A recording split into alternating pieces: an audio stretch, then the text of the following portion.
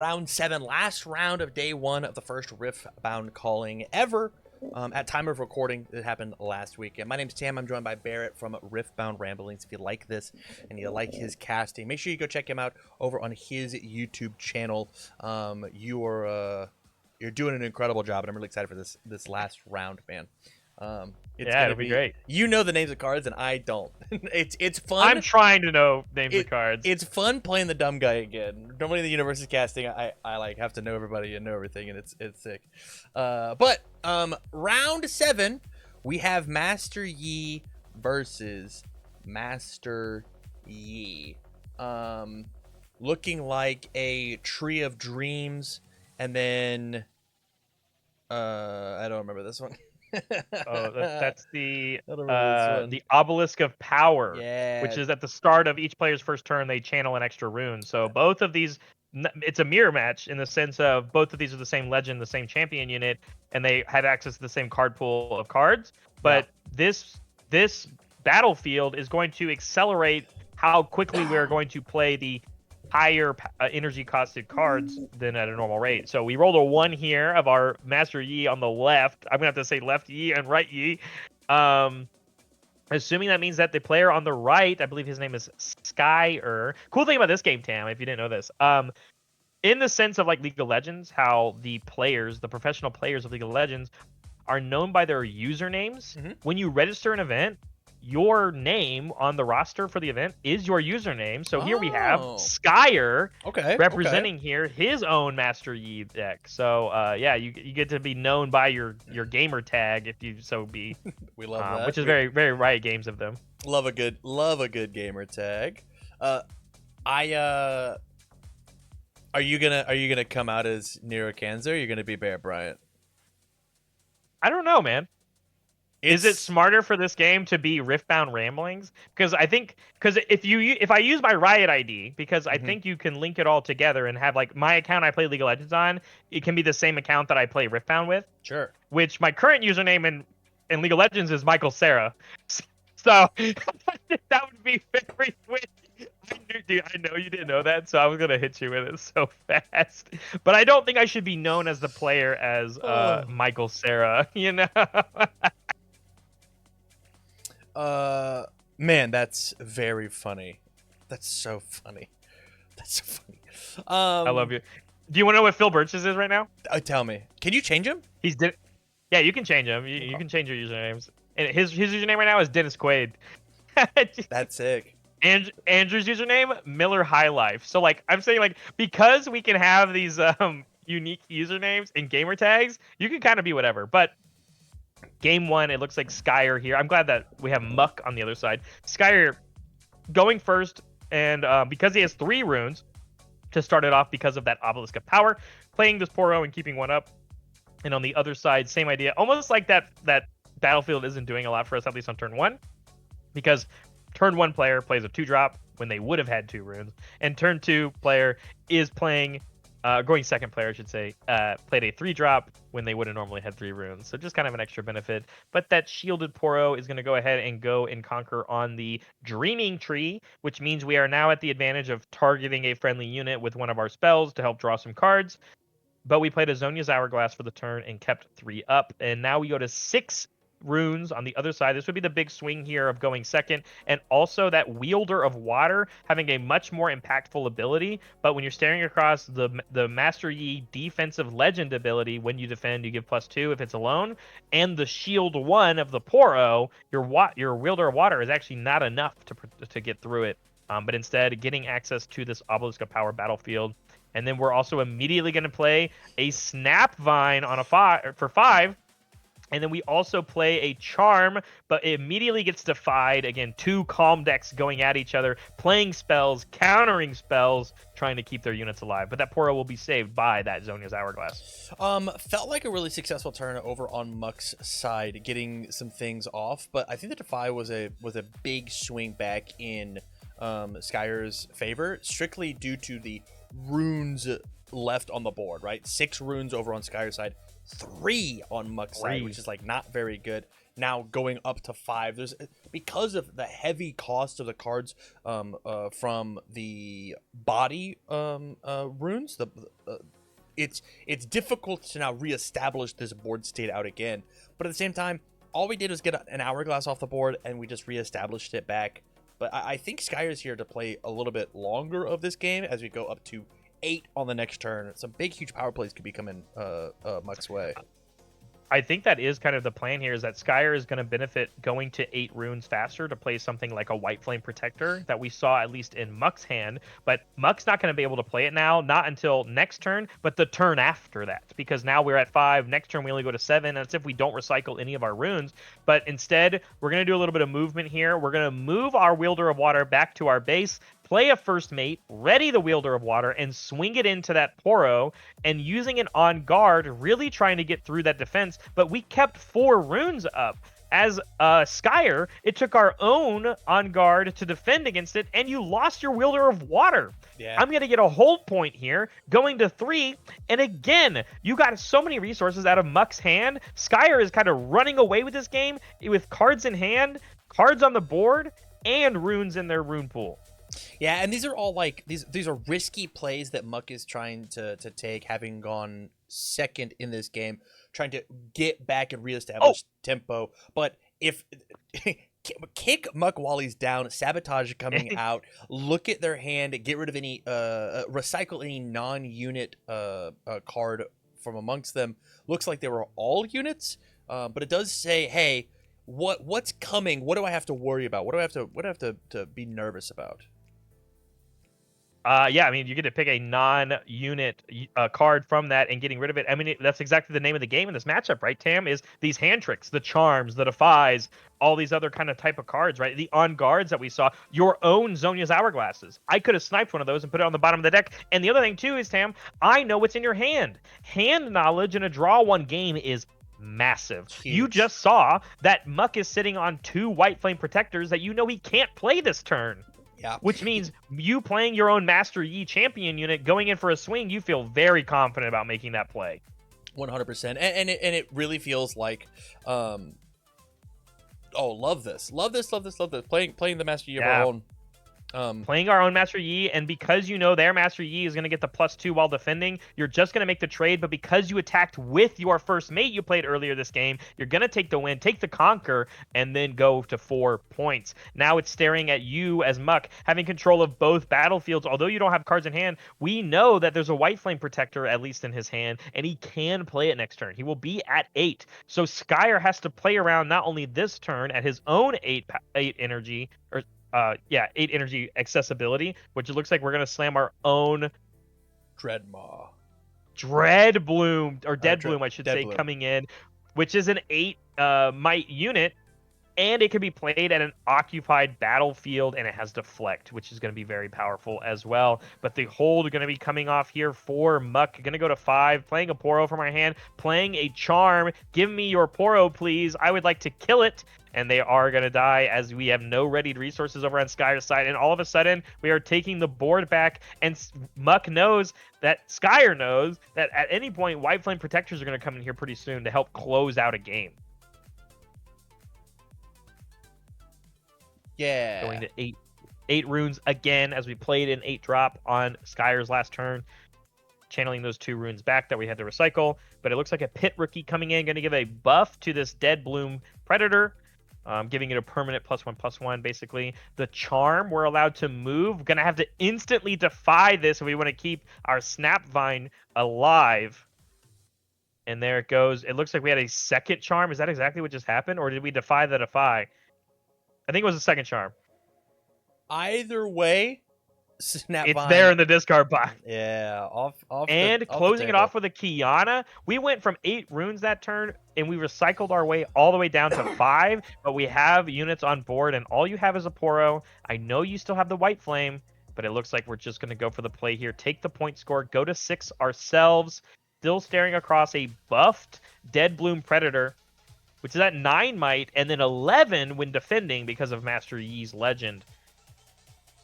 8 runes here. Do you just play a White Flame Protector where the Poro is? That's good for It's this turn, but it's it's not going to help next turn. it's tough because I want to use that +8 when it matters, right? Like to get that buff Yeah. to get over that you're defending, you get +2 plus your battle tricks. 8's a big ass number. It's a big number. And so like having this bolster your aggressive tendencies, but do you have time? It's 6 to 6 and you're about to send it back to Skyer. And the answer is we're going to toss on the dragon. If Skyer has his own White Flame Predator, it's just over, right? Because you played that White Flame Protector where the Poro was, you don't have access to your Legend ability anymore from Master Yi. It only works when you're defending alone. So Kiana coming in, just loading up with the Dead Bloom Predator is a similar idea, and a hidden card to go with it. No. Keep 6 runes up. He goes, I win from the hold. Handshakes, I don't got it, man. Game 1, going to Skyer playing Master Yi. Wow. Intelligent. So intelligent. And I don't even think that like holding I refuse to know this card's name. The white flame protector? Yep. White Flame Protector, holding it back for the turn and not I don't know what it is, man. I just can't do it. And not just big dragon. Being big white dragon. He's green, but yeah, with blue eyes. He's got like the white mane and the white tuft or whatever. That's the white flame, you could say. Holding. That's a good point. Holding the White Flame Protector, you didn't have an accelerate unit to play and then give the buff and then try and go conquest at the base. So it really did feel like check it a checkmate. Very clean. Yeah, it felt very much Skyer went first, had enough answers. The double Zonia's play for the Poro and like get that value turn that remember we saw happen like very early on in like turn 3 or turn 4, I thought was so impactful and swingy that it meant your Master Yi got to be progressive and move towards the game state, whereas your opponent had to just play the Master Yi to counter the Master Yi. And then the Dead Bloom Predator very much closing it out. This giant unit that you're just not able to answer it because Skyer took Muck off of having units on board. So you just playing the White Flame and swinging into the Dead Bloom just didn't feel good enough anymore. And you didn't even have the ability to right off the bat. So, but Muck, which I'm now learning is actually just the team that he's on because I can't read Chinese. I can't read Chinese. So I was going to say Mandarin, but it could be Cantonese. I don't know. Muck is their team, but for our sakes of commentating, we're gonna keep their name is Muck. We're gonna keep rocking it as Muck. But Muck's gonna be able to go first this game, and I think that matters a lot. We'll see what the new battlefields are as well when we get our overlay up. It is Grove of the God Willow. So when you hold here, draw a card, and then that same and another Dreaming Tree. So whenever you first time you play a friendly spell here, you target your own guy with a spell, draw 1 card. Absolutely. Yeah, and again, we saw the turn 1 play a Poro because we have 2. And we see the exact same thing happen for Skyer here going second. And then the question is, where do we decide to go? The Poro is going to go here. The battlefield that's easier to move, and then the Charm immediately getting defied back. Whoa, yeah, we valued the Poro so much that we recycled a rune for it. That's crazy. It's so keeping your unit alive, because even if what I'm going to see Skyer do here is that unless he has an answer to that Poro himself, that battlefield right now, at least this early on in the game, because Master Yi's ability is so powerful of giving +2 while defending, it's just going to force you to go to the other battlefield. That only works if you have a unit to go with, and we almost lost it, right? So we're going to go here with the Zonia's Hourglass. We saw this be a potent answer to things like the Wielder of Water. Right now, Wielder of Water is not enough to beat over that Poro because it's defending and has shield by itself because of Master Yi's ability. And even if you do use a resource to get through it, you still are staring at a Zonia's Hourglass. Yeah, very, very scary spot to be in. I actually another charm. Yeah, I don't know who's winning. Different use here, though. This is crazy, actually. This is a different use of the charm here. We are targeting the Poro and sending it back to base. We're not taking it over to the other one where the Poro is. He said, I want to take advantage of both, but it looks like we're going to go with a discipline response here, not just necessarily to do anything, but it's because it will draw us a card because of the battlefield we were on, and then discipline itself will draw us a card. And then we just play a little Zonia's Hourglass and pass action. And it's great that you have this Poro Tam, but you as the attacker is rough in Master Yi, especially when you're staring against oh, I don't know, the good defending character, the Master Yi. So I it's going to actually be really hard here. I really like this heads up, this play because of the hourglass, right? It is. Yeah. Look, we literally did nothing on Skyer's turn. We did nothing. We just played units. Played out dudes, and they stayed at home. Squidward looking through the window. It's SpongeBob and Patrick sitting on these two battlefields having a blast. And that's the thing is like when you go into your turn, Tam, and you have a double hold score at the beginning of it. We just double hold scored right here. Went to 5. You can't get any more points this turn. There's just nothing that allows you to do that right now, at least in these decks. You just get to spend your entirety of your turn setting yourself up for next turn, either by units on your board or holding responsive like techniques, like a second hourglass hitting the board here. And Tam, every time we hold that that grove, we're just replenishing the resources we're using anyway. Yeah. Drawing these bonus cards. About to go up to 7 if Skyer cannot figure out a way to interact with this board at all. But it looks like we have a Dead Bloom Predator. Bloom. Oh, it is Dead Bloom. Oh, you're right. Yeah. But we had 8, so yeah, we can slam this right off the bat. Defender, thoughts? You got that one. It is the defending unit, but the problem is that this one's so big, and because we didn't have to use any of our resources to do anything crazy last turn, we get to play a Primal Strength, win that battle. You tapped out.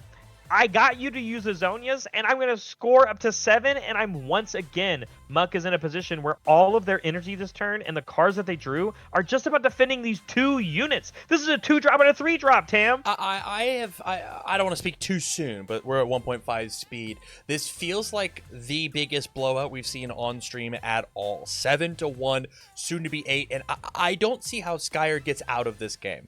It almost feels like he's putting on the show with the double hourglass fully. I think that Muck's just gonna pass, man. Like, what do you do? Like, what's the point? Yeah, this is the best position I think you can really be in. Like, you can use a charm here just to like try and kill off units, right? So yeah, it's gonna die immediately because your wielder is always better as the defender versus your opponent's wielder, and they're tapped out. Play another wielder as a backup in your stage or in your base. And at the end of the day, Tam, when we go back to our next turn, and let's say Skyer does have an answer or something or whatever, we have saved this Master Yi champion unit in our champion zone the entire game. Yep. So when you go to your next turn, as long as you can have 7 going into it, you get to play this Master Yi to help hopefully close out the game. If you have some more units at home, which we do, we have the Wielder of Water, and then that Master Yi to kind of take over and win both battlefields. So it's just 7-1 scoreline is so rough to come back from. I don't care who you're playing. Even a board wipe here is so scary because it doesn't actually wipe the board, Tam. You're staring at double hourglass. Yeah, it just sends it back home. And he says you're allowed to have the battlefield, man. I'm gonna come up and I'm gonna swing all the way through, making room, I'm sure, for the Master Yi on the next turn. He said, "Wow, bring them both back." He goes, dude. He said, even if you had removal, it doesn't matter. I'm gonna bring him home, and then next turn, all I have to do is take both battlefields, and the game is over. Yeah. And he got to hold all of his resources, including his Zonia's hourglasses, because he moved everything back home. Makes total sense. And now, if Skyer has any like progressive plays, like a White Flame Protector, it doesn't do anything this turn. Yeah. Wow, that's so cool. That's so cool. Yeah. A lot of thinking here. It makes sense. I think Skyer knows that it's checkmate and just trying to figure out what his out is. But when you're at 8 runes, if you play Master Yi, that's your whole turn. If you play another White Flame, that's your whole turn. If you play a Dead Bloom, it can't even go to a battlefield. None of them are occupied. That's your whole turn. That might actually be the other thing that we're playing around, right? Is if you could move Dead Bloom up 1, Dead Bloom up the second, use both these hourglasses and get rid of that, rather than I'll just retreat them and then I'll do the math on my turn rather than you do the math on your turn. Yeah, I mean, at least attempting here. So we played a Kiana, which comes in exhausted, but then we played a First Mate to ready the Kiana. We swung with it. It conquered. We drew a card, which is nice. And now it's just about how much do you fortify and defend these 2 places. I think if you're Skyer, you kind of have to put everything at battlefields right now. I know that Master Yi only works. I think there's just Kiana alone here is just not going to be enough. I think you should probably bring the Shielded Poro and the First Mate along with the Kiana to just try and stop Muck here taking a double conquer turn. Ouch. Oh, we saw it. I saw it. Yeah. I saw it. Combine that with a rune But prison saying like stun this dead bloom. the of rune just, prison like, though, yeah, the rune prison's nice for keeping your units alive, Tam, but you do still have to win the might battle to take the battlefield. So the rune prison's great, but unless you get over, like with a okay, well, Life Flame's not going to use all of our energy. We're going to Yeah. give +8 to one of these Wielder of Waters, which again, as the progressive player, that 1 + 8 is enough to power through this Dead Bloom. Yeah. I guess I was like thinking about what. Oh, and he says we just get to take it. Just He says it's dies, ours. can't score, We get draw to the card. draw, and now you have you have 2 extra readied units here to try and get through this Kiana, and they don't add up, so you just actually have to pass. So Skyer actually defended and Yeah. didn't lose the game on the spot, but now again, thinking forward, Tam, you still have double hourglass on the board. You have to defend. You have to now take over this Wielder of Waters battlefields. So if we have a Dead Bloom, that might be the answer once again. But the whole point going to 4. Oh, Was I thought that? we just tap decked it. I thought it was a Dead Bloom. Did we just tap deck It's it? either Would it be that or 4? it's a Snapvine, right? Snapvine. Which Snapvine is also an answer. It Because certainly is, remember, but it just eats an hourglass, right? yes. But again, if you are the Master Yi deck, as we saw the dominant performance at the beginning of this match with Muck, you just have to get on the battlefields and your text is online. Yeah. And that would be an opportunity for Skyer to get on the battlefields and become online. Yeah, scary spot. I think this if there's a turn for Sky to get back in, it's now because Muck is completely tapped out. There's no battle tricks coming. We have to Correct. figure out what to do, and it looks like we're tapping 8. Put the 2 back. Recycle 2. Go for White our Flame own. Protector. Makes sense. We need to have this nice 8 might body coming back next turn, but we're just gonna send in this Poro that we buffed up. Again, like you said, no tricks, but it's gonna come back committed or exhausted. Comes back with the cost of this 1 hourglass, scoring up to 5, which we should do. There it is. And yeah, the question again is like, you have these 2 first mates, Tam, and you again as Skyer, it takes you 2 more turns to win the game. You can't win next turn. You're only at 5. You have to go in again at the turn after that, and it looks like we're gonna overload with the first mates here, which gives an extra 4 or 6 might versus the only extra 2 that you were gonna get as Master Yi. This one definitely a dead bloom that we ripped in hand. That big scary 8 behemoth sitting there, combining that with the White Flame Protector. Dead Bloom to contest the Poro immediately by itself. I mean, this basically says checkmate, right? I mean, this 1 card kills that one off. You swing your own White Flame as well as the other 4 units you have. Contest it, and that's going to be the game 2 going to Muck. I thought it was the match. I was really afraid. Master Yi won game 1. Master Yi won game 2. Certainly did. But game 2 going to Muck, who basically had a dominant performance that entire match. Skyer coming back just a little bit, but I think just lost a little bit more on the resources and overall tempo of the game. Means that you kind of lose out really quickly. But Skyer gets to go first game 3. Do you think the decider of this match might have gone down to who went first, who went second? As we are now seeing another Grove here, but a different battlefield, at least for the Master Yi decks. This is the Altar of Purity, I think. Yeah, when you hold here, grab a recruit, which is Unity. Altar of Unity. Interesting, because normally, as we've seen this entire match, this deck wants to defend alone, and so grabbing a bunch of recruits, grabbing a bunch of weenies to like sit at the base doesn't really fit with the normal game plan. I'm interested to see. I believe this is Skyer's base. Muck's pick, because normally they're like this. on the left facing. Yeah. Snapvine coming in right on curve. By the way, this is going to be a great way to get rid of this Poro, and there's really not a lot of tricks that would be able to save it because again, they hit each other with their mites. So unless you have a might buff, but it's only 2 might at that moment, so it's really hard to contest against that Snapvine. Gets it off the board, no Zony's Hourglass, so instead you have this Wielder of Water on the side of Skyer. The games they're picking on where they want to go with it, and this Pit Rookie giving a buff to it as well is going to feel a lot better when you're staring across that Snapvine. it means that it can actually hold its own against it when defending.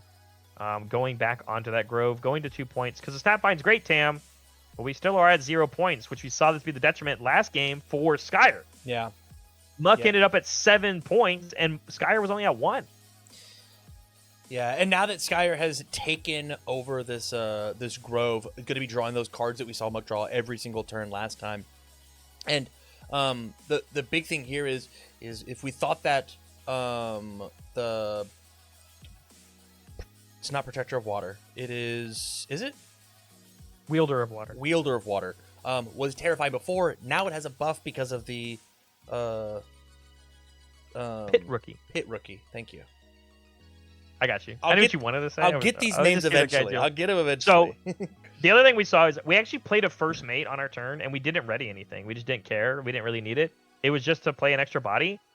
And then we played a charm, and we got that Snapvine to fight with our wielder, and then it immediately ate up the Zonias. So that kind of same tempo play that we saw Muck do last game, Skyer is now the one doing it this game. The difference being is that there is, instead of having control of both battlefields, which we could have done, that first mate could have readied our Pit Rookie that we played and gone and took the other battlefield, Tam. But then the Snapvine would have easy pickings to go into it, but you still would have gotten an extra point. Really valuing keeping our units alive then. And I guess we have a judge call of some sort or a technical issue. Take a second. Look at this venue. Holy shit. Man. Look at the this, judge corner. Look at this wall. Yeah, hey, it looks great. That's a little store. I met this guy at Gen Con. That's Dave. That's Dave. Yeah, he's the lead designer at the first ever event, wearing his, I love the Riftbound safety vest, basically. Yeah. It's kind of weird. It's Riftbound orange for sure, it's their right? Judge vest. I dig it. Yeah, and then, so I don't know exactly. Oh, we have a Snapvine now that killed off a wielder with a discipline. It looks like that was played. So we did actually end up killing off their Skyer's Wielder of Water and getting our first point for the game. But again, we're now down to like 5 runes. And, you know, Skyer's going to be able to go up to 7 on the next phase. So what do we do with these 3? What do we do? We're looking at it. We have a lot of tricks, but you can only pay for a certain amount of them, right? Tricks with no kids. I'll get there. There's a joke here. Okay. Zonia's Hourglass is the one we played, though, keeping 1 up, which is enough to play a Defy, just to keep that in mind. We're asking a ruling. Another question here. We're at 7. What are we doing with 7, Tam? We playing Master Yi? I mean, we pointed at 2 cards in our hand, so I doubt it. Okay, that's different. Come on. I don't think I'm allowed to play Yi on 7 because there's no protection for him, right? Like, he costs 7 itself. There's no Defy, there's no tricks, there's no trades. Whatever, right? Yeah, he also only trades with the Snapvine, and the Snapvine would live because of the Zonias. But instead, the Pit Fighter is going to go in. We're going to finally take over this Altar of Unity. And then we're going to play a Clockwork Keeper. And we are going to pay the recycle cost on it. We're a little ahead on our runes, right? Get an extra draw. Cards in hand seem to be very advantageous in this mirror match. Yeah, I mean, cards in hand just means more tricks to do. I assume you only get to use each battlefield once. Yes, you get to do it. And do you pick which one you use at each round? You do get to pick. And you pick before your hand. Before mulligans, before hands. No, sorry. You pick after you decide who goes first. But before everything else. So from here, Skyer contesting the other base, now 2-3. Game's feeling a little bit more even than honestly even the first 2. I don't know if our players are just playing a little bit more conservatively or if it's the cards that we've drawn. We just haven't had these explosive turns as before, but we have seen our first recruit of this match. Let's go! Altar of Unity coming in here, giving us also our score point, going to 4. But just like that, I mean, Muck got theirs for keeping their Snapvine. You know what I gotta do? We have both. What's that? I have to. I am gonna be a Victor main exclusively so that I can make recruit tokens of all of my friends and just like print out like really nice recruit tokens and be like, here's Barrett, Here's Andrew. Here's cool. there's the squad's all here. Send them in. All right, I'm in. I figured out what I'm doing. I'm a Victor guy now. You talked about playing slower, not using as many things. I think the biggest thing for me is that Muck has so many combat tricks in his hand that he's not actually even able to play a bunch of units on the board, even if he wants to. He must keep the ones that he has alive, though. Yeah. Meanwhile, Skyer is very quickly getting more and more, and both of these players are keeping up so much of their runes. Yeah. Last turn, Skyer kept up 4, and they didn't even get used. Now, Muck also keeping up 5 of their own, and we are just perfectly content of trading holds here right now until somebody pulls the trigger. Because at least in the hold point acquisition game, Tam, Skyer is winning, but the battlefield that Muck has is giving him way more draw power. Yeah. And drop out. Dead so Bloom. that you can top deck Dead Bloom and slam we it went on to that 9 first runes. mate. With the 9 runes, get to play this Dead Bloom, and there's just not much you can do about it because it was just a dinky little first mate. I wonder how many now this first thing's got mates deflect. Misfortune is lost by just like this big, massive monster just coming up and eating one, and she's just like, all right, we'll find another guy. Let's find another first mate to come in. Yeah, the Dead Bloom being the first player this turn or this game to play the Dead Bloom, I think is pretty big. Like, it's great that we have 4 of these units on the side of Skyer so that we can continue and try and do something. But when your biggest might on one of your units is 2, and the biggest one on the opponent's side, or sorry, the medium one on the opponent's side of the board is 6. Yeah. What did we just play? It's Snapvine. Okay. So Snapvine, picking our opponent's Snapvine, which means that they're just going to trade. The question is, what tricks do we have available? Any thoughts? Yeah. Oh, hey, look at Defy. I would love to give +2 and then draw. That's Discipline for Discipline. the +2 draw. Sorry. And then but Defy. We are going to defy the Discipline. Yeah. So that gets countered, which means they just trade, and the Zoni's Hourglass keeps Mux alive, but it does free up the battlefield, which I think is exactly what Skyer was looking for, going to 5 points and now having access to their own battlefield, and still keeping up quite a few of their own runes. So a Pit Rookie coming down and giving it a buff, but we get the hold here from Muck on the Altar of Unity, and now they have a recruit of their own. Yeah, love that. Got to pick which side. Another Hourglass? What a crazy draw. Oh. So from here, 5 to 5, keeping it competitive. We've got the snap coming in, but 3, 4, 5, 6 to the Snapvine 6. They do trade, but the offensive stun on the tie. I think that we're trying to figure out: did we already decide that the battle was over? Did we have? Yeah, did we move too quick? You ready? It's just like Universes, Tam. If you're the offensive player, you have to make the decision first before you pass priority. I think Muck might have moved a little quick with it. Yeah, if you pass priority... I'm going to move past this. And the Skyer says, no, I'm good. Then you just go straight to combat. There's no more time to be playing stuff. That is how it works. Yeah. So yeah, we are getting the official judge call is what I think is happening. Dude, look at Dave. He's so happy, man. You know, the tri-cast. There's 5 of us. There's 5 of us. Quintuple cast. The quintuple cast. Hold on. We're sitting behind the desk. I'm not moving the boxes. I thought about it, but it's not it's not quite there. Wait, and you can see the 3 of them in that, and then you can see the 3 of them behind that. There's 11 of us, guys. Well, I would like to show this. Whoa, they're showing us the replay of the board state replay and then breaking it down. Or they're talking about the game. They're talking about what happened in this game so far. Look, they're going play by play of the game with a representation. Excuse me? Yeah, that's what they're doing. Look at them. Look. They're going turn by turn so far what's happened in the game. You ready? What is this? You see the little play? You see the play bar at the bottom of this? Yeah. They have somebody on staff taking minutes. and they are taking minutes not in written form, in a But visual form. in this, and that's what we're in watching. this form. Yeah. Whoa. Yeah. This is sick. Yeah, this is awesome. Holy cow. This is so sick. Double zone. They're just talking about the game 2. This is game Yeah. 2. Yeah, with the double Zonia's hourglass here. And it was just like, hey man, I've got both battlefields and double Zonias, and you just can't swing into me. Crazy. Okay, we officially got back. I think, based off of the result of that Snapvine not being on the board anymore, we did go too fast, Tam. We went a little too quick with it. We traded. But I think that means he still has the Rune Prison in hand, which is fine.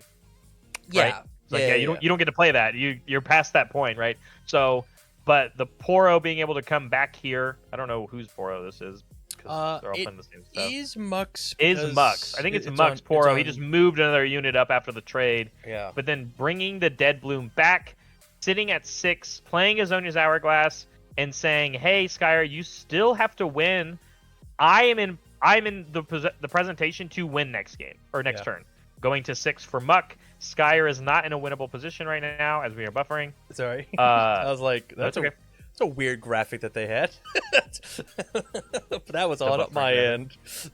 So it is definitely much harder. We're in that same kind of ish scenario where it's like Muck is the one on the battlefield. There's a Dead Bloom sitting at home. White Flame Protectors are great when you're making the offensive play, but if Skyer plays one here, it only gets him to 7 points. And if Muck plays one next turn, it wins him the game. Yeah. Tough spot for Skyer, especially because you know that on the following turn, whatever, if there is something scary, Muck did flash you a Rune Prison. So if you have, if combat is your out, it's not. But it looks like Charm sending. You know what? If you wanted to send the kids home, send them all home. It makes sense because. So the biggest thing about stun, right, is that what we're talking about. If you can play an ability that stuns your opponent while they're attacking into you, you actually like mollywop them. It's nuts, right? Because they've already exhausted the unit to attack with, and then you have to, and then you don't deal any combat damage because you're stunned, but they do. Ooh, okay, this is one way to do it. Sending all of our units to that battlefield and then also playing a White Flame Protector to say, I don't think you can get through 8, 9, 10, 11, 12, 13, 14 might. And the question is, a single White Flame Protector would be the answer to this to match the White Flame. Skyer having one resource up and ready, a Defy or some other small battle trick is the only thing that we have. Yeah, taking the easy kill there with the Discipline, which commits 2 of our resources.